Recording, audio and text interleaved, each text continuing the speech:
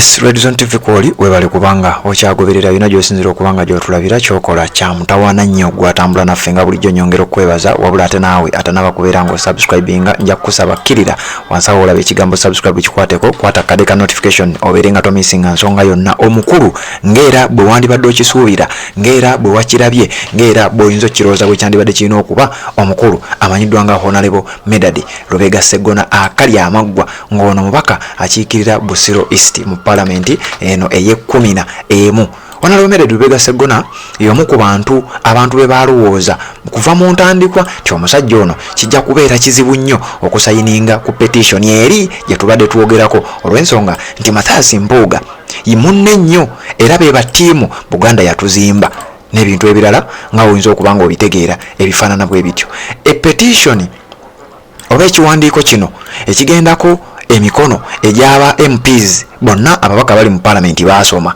mu bigambo byengendo okuwulirize ogenda kunnyambako Honorable Sseggona agambye nti ye yasoma bamuwerera yasoma era musajja mukulu era musajja mugezi era yetegeerera n'ategeeza tayinza ate yekola bya kisiru kubeera nga ateeka omukono gwe ku biwandiiko ebitategeerekeka nti olw'okuba ng'oggyeko ekyokuba nti Mpuuga mukwano gwe era agambye ng'oggyeko ekyokuba nti tulina okulwanyisa enguzi naye ate ekyo ekintu kya kisiru nnyo era kiyise kya kisiru ojja kunnyambako okuvvuunula vidiyo eno gyengenda okuba nga nkulaga nga Medadi Lubega Sseggona ayogera ebigambo ebiraga nti newe muba mufa tasobola yate eddakiika n'emu kubeera ng'ateeka omukono gwe ku petition eyo mu gye mwagala asayininge oba mwamulonda oba temwamulonda yategeezezza tasobola kuteeka mukono gwe ku kiwandiiko kubanga kya kisiru.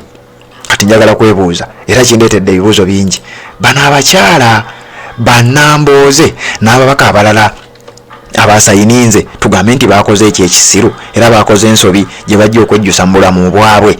Honorable Medadi Lubega Sseggona akali amaggwa agamba nti Mathias Mpuuga okulya ssente zino $5,000,000 ne banne bali abasatu ye takirabanga buzibu era yagamba nti ekintu ekyo kyayita mu constitution nti era mu constitution mwekiri mu mateeka mwekiri tera ye tojja kulaba mukono gwe ng'ogulaba ku kiwandiiko ekyo tojja kugulabayo. Njagala nkuwa ebigambo bino nga Medadi Lubega Sseggona akali amaggwa abyogera naawe biwulirize onanjulira naye nga mu njogera gy'ayogeramu ajereze nnyo abantu abasaddeko omukono ku kiwandiiko ekyo.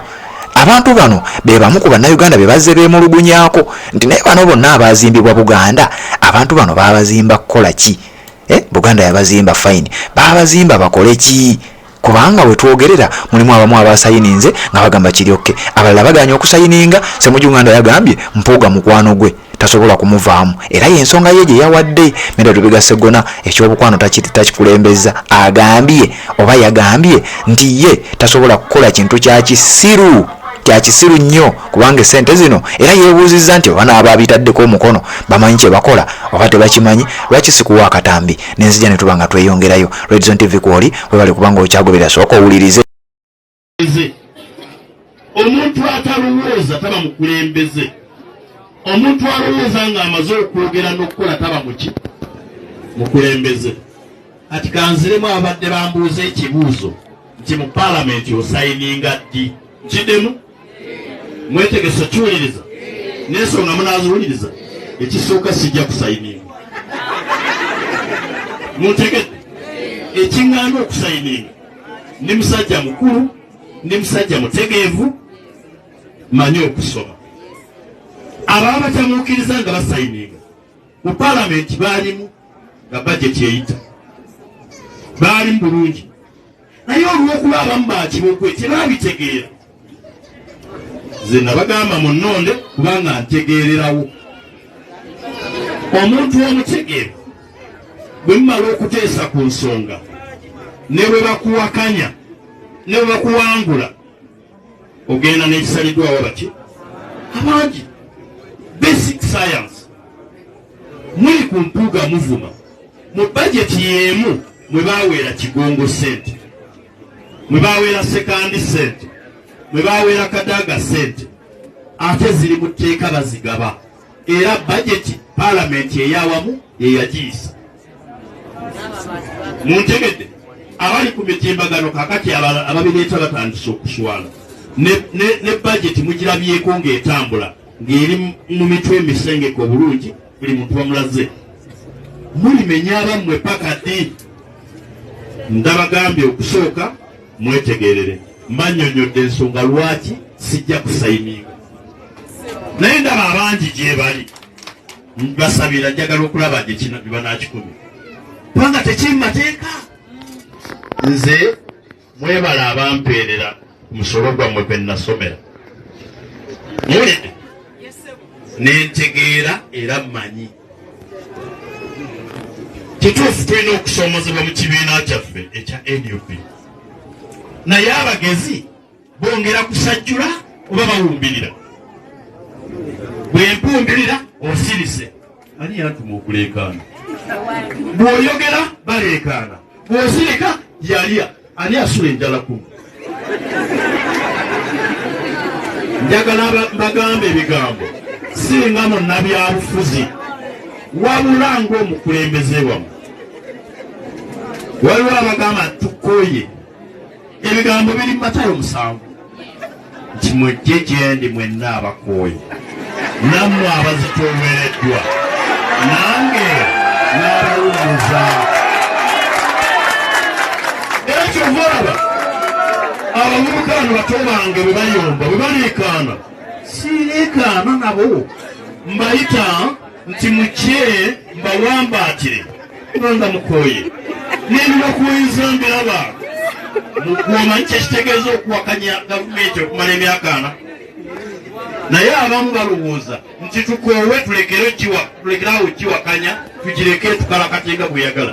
Enjawulo yange kummwe nze basinga obiraba n'olwekyo mwe mujje mbanyiigidde bantu mmwe ababadde wano bwe musekeredde muto wange ono muto wange wa t-shirt bwe mumusekeredde kalaso kituufu bwe balangirira nti waliyo okulonda owobusangabi n'ataafubite akira ki ate mutuufu kubanga nanga naafe bagagira ki